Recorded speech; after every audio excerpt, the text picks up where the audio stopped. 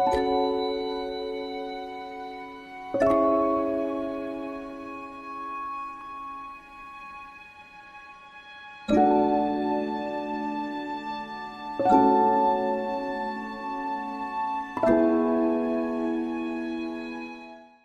Total Startup Challenge is an initiative by Total launched in 34 African countries in the late 2015 to motivate and support young entrepreneurs with an aim of promoting social and economic development. The eligibility criteria included startups which are less than 2 years old in any business activity field with potential for economic development. Contestants who are not more than 35 years of age, Kenyan citizens, not employees of Total Group. Initiatives with strong social impact. I was just speaking to my friend Duncan from Total and I was telling him that I've just come back from a tour around the counties of Kenya, specifically about 17 or 18 of them. And one of the things I realized is that when you stay in Nairobi, you kind of live in a bubble. You think everything revolves around Nairobi and social media and so on. When you go out there, you find people not surviving, but living. People who realize that out there are opportunities and they can take and harness and create livelihoods for themselves. And those are ripple effects because when people go there and they open up businesses and look up opportunities and take up opportunities, everything works. Schools begin to open and good schools are that. So much so that when I ask them, so when are you coming back to Nairobi? They ask me, kufanya nini? You know, so it's amazing how Total Kenya, a second time, has realized that, you know what, we are going to be a part of changing the mindsets of young people, giving them opportunities, challenging them in terms of what they have here that will have an impact in the society of Kenya. So let's give a round of applause to Total Kenya. Well done. A second time. You do know the first one was 34 countries, now it's 55. I don't know how big the third one will be. The entire world? I don't know. So well done, Total Kenya. Well done. My name is Tim Megatho and I'll be your master of ceremony for tonight. Just to give you, or to remind you, what the Startup Challenge of the Year is about. I was just, when I stand here without a piece of paper, I'm wondering maybe I missed something. All these gray-haired men came with their pieces of paper. Oh, that's probably it. That's why I put up my hand when they asked if somebody's young. Anyway, so first of all, I want to thank Total very much for this endeavor. You know, we see a lot of CSR projects that are about giving something. You know, it's something that we do. But this particular one is very exciting because it has long-term ramifications to people's lives.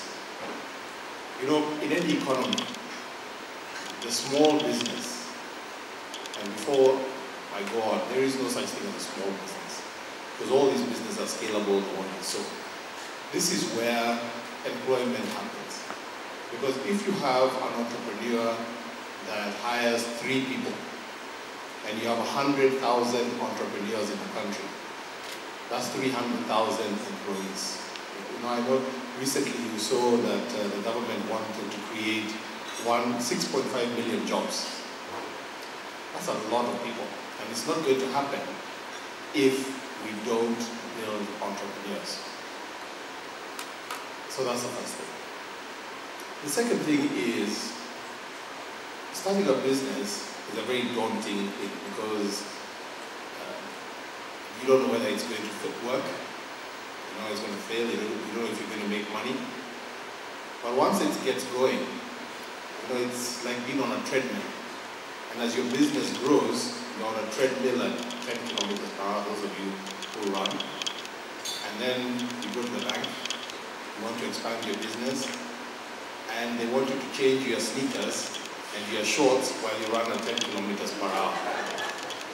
So it takes a special kind of skill, and this is exactly what Isaac Owondo was saying, that there is something that comes with it.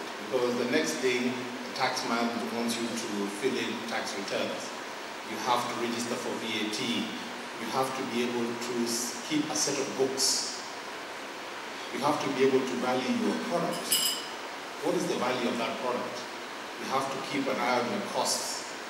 And all these things. And you know, sometimes I was involved some time back in a previous life with a school somewhere in Eastlands, in Pandora, called the Eastland School of Entrepreneurship.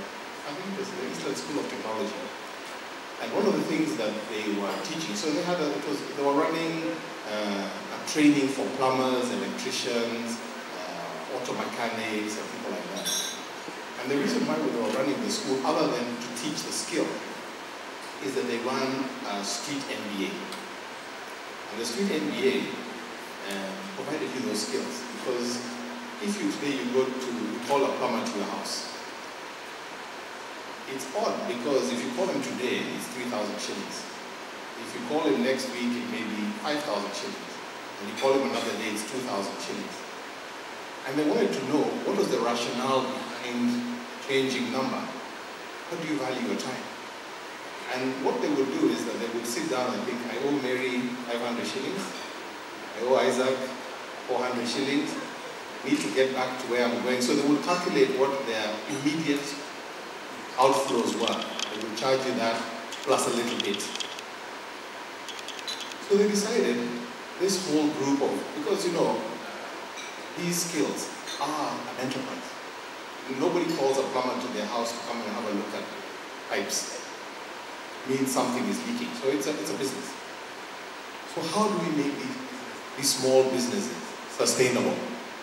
How do we get them to grow from being one plumber or one carpenter to buying a pickup, employing 4 people, growing bigger, having a plant, and all those things? Because everyone starts from somewhere. And the only way we can do it is imparting skills that are there. Unfortunately, we have not been good at doing that as institutions of learning.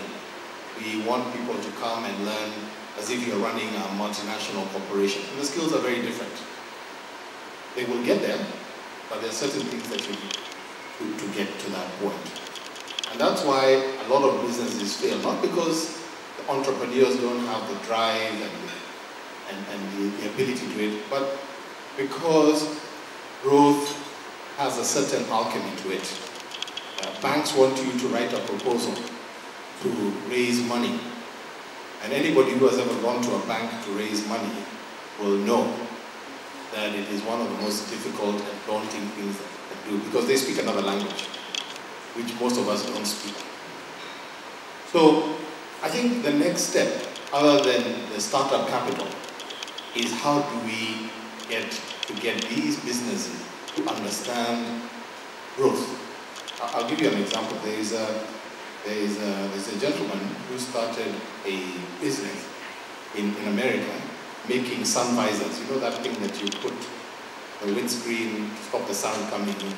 So that's all they manufacture. They manufacture sun visors for the US automotive market. And 40 years later, he sold his business for $1.6 billion. Just making sun visors. So there is no such thing as a small business. The other thing that I saw really interesting from the videos is the talk of health and safety. Unless you're in the oil industry, health and safety don't have anything to do.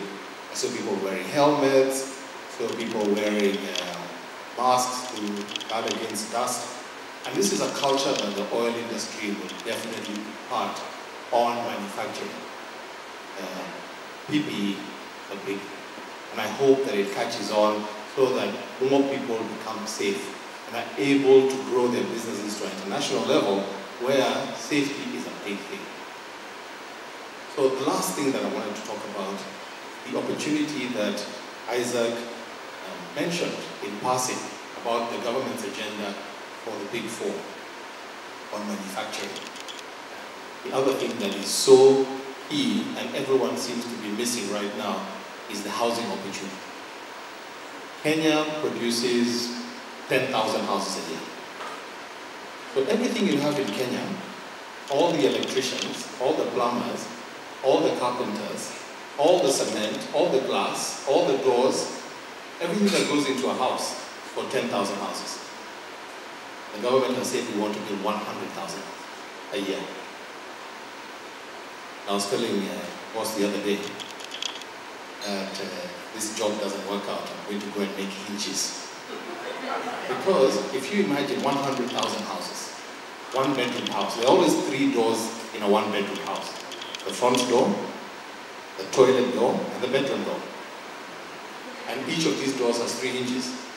That's 900,000 hinges. So somebody has to make the hinges. Somebody has to make those 3 doors. Somebody has to make the window panes. Somebody has to make all those things that go in there, the tiles. And the government has said that doors, window frames, will be reserved to women and youth entrepreneurs. So, I don't know if I'm going to pass that test. Anyway, there's a huge opportunity for all of us to really begin to think about it. It doesn't matter whether, and the great thing is that these houses have been built everywhere in the country. So you don't have to come to Nairobi to make your, whatever you're making. You can make it anywhere.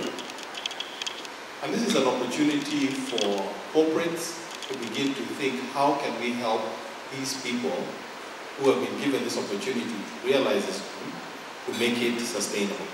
If the population keeps growing where it is, this is a moving target. When we finish the 500,000 houses, it won't be the end of building houses. It will be just the beginning, skills level. So I'd like to congratulate Total, and I'd like to congratulate all the entrepreneurs in this country, and especially those who had the temerity to put their ideas forward and have them vetted by strangers and tell them how to make it better. Those who won, congratulations. Thank you very much. Can you hear me?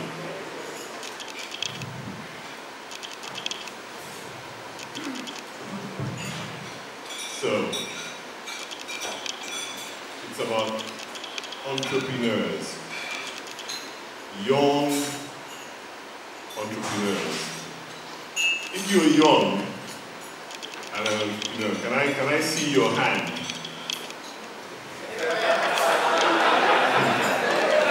Even Andrew Kamau is young.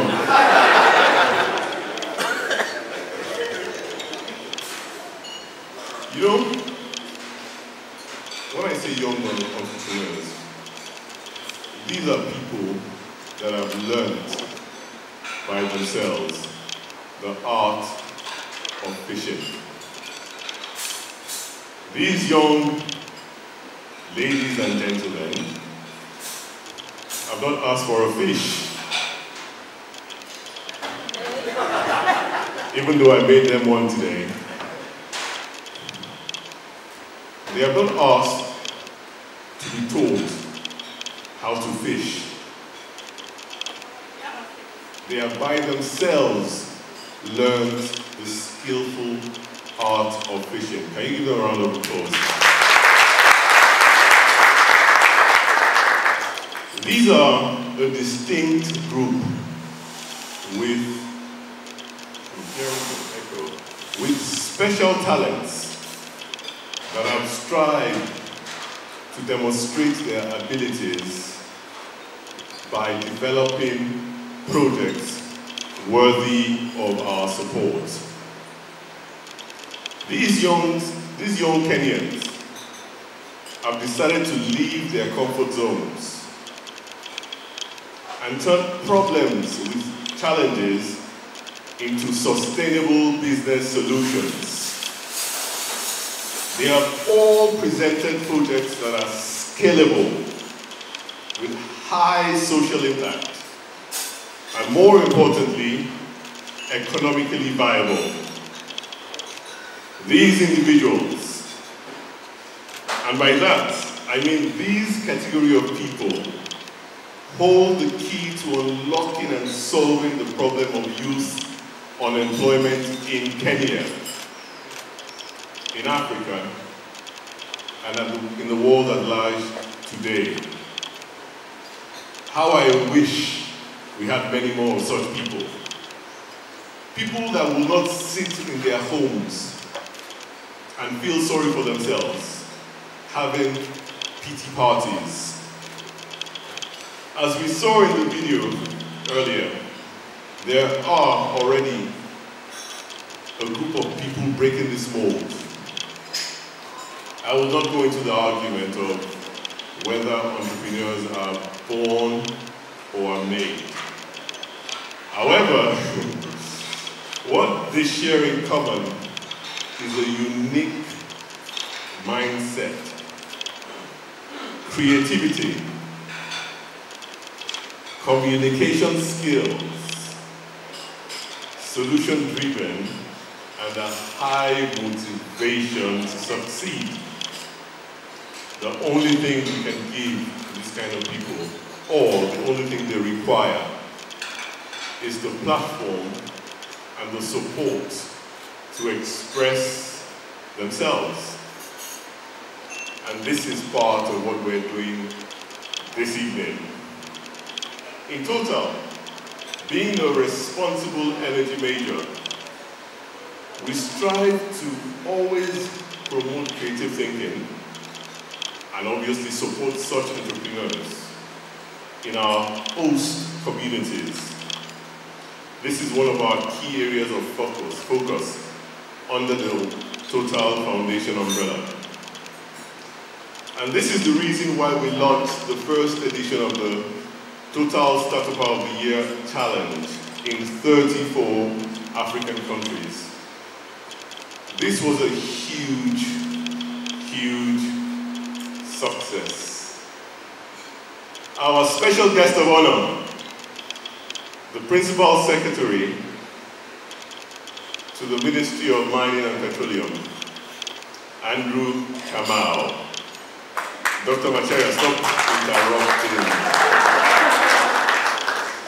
We also have the pleasure of the Principal Secretary to the ICT, Mr. Jerome Ochieng.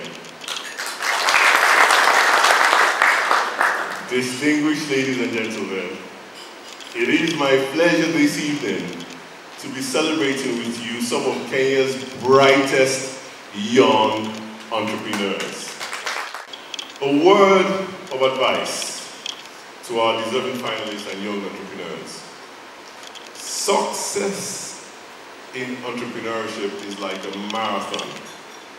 You must endure the journey's accomplishments as well as the hold-ups. Starting your business is like planting a sapling. First, you have to invest your time and money, if you have. Then, you must take care of it while expecting, at this point, nothing in return. But when your startup blossoms, it makes all the patience and hard work worthwhile. One problem with many entrepreneurs today, many young entrepreneurs today, especially those that come from the part of the continent where I come from, is that before the business starts to blossom, they are already living the I have arrived lifestyle. And what does that create? It creates immediately a hole in the balance sheet. And unfortunately, more often than not, the business is dead on arrival. Spells the end from the beginning. Jessica Herring, founder of CEO of Stella & Dot said, you have to see failure as the beginning sometimes, and the middle also sometimes, but never entertain it as an end. Our pride as Total and members of the juries who I see today is to see the ultimate development of your projects to their full potential. I have no doubts that the next success story is amongst us in this room. Do you?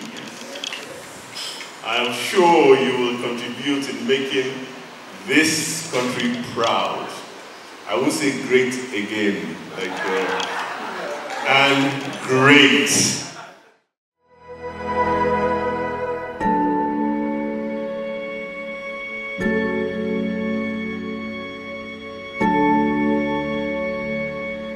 Thank you.